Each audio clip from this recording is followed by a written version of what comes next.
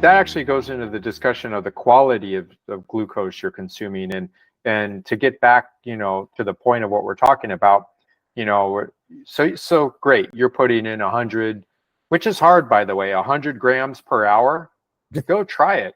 Have fun with that. You're going to get some stomach upset, and plan it out. It's not easy. You got to take, hyper concentrated gels. And the point I want to make there is, like, think about the market for these gels. They have to be packaged. They have to be transported. They have to sit on a shelf. They got to be palatable, for consumption.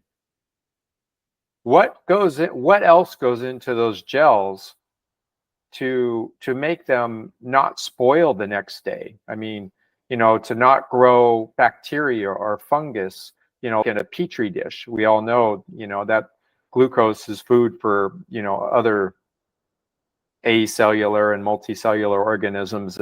But anyway, the point is these things are made like shit, as you say. I mean, when I was in France, those cycling teams were very careful about using the most kind of, natural forms of sugar, which are still sugar, by the way, and they can still do the same damage. But when I see my American athletes, I mean, they're happy drinking taking the goos, and I mean, nobody's making that for your health.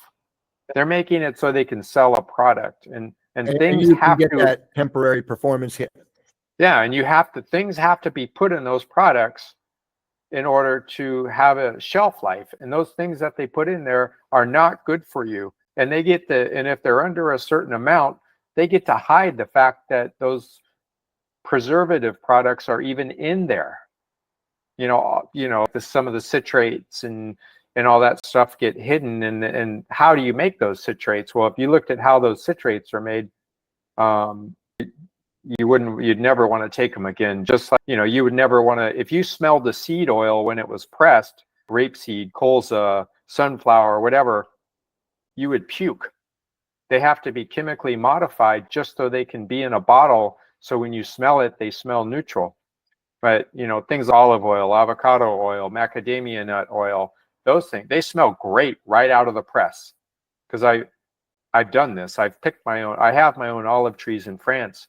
And I pick kilos of olive oil or olives to make my own olive oil. And that pressed olive oil is nice little bitterness. And I mean, it's like wine, it's the way it should be. Anyway, these seed oils, when you press them, aren't made for human consumption, anyway, and I would argue that these high sugar foods we're taking, and mostly the gels and things like that, there's no way that can be good on a chronic basis for the human body.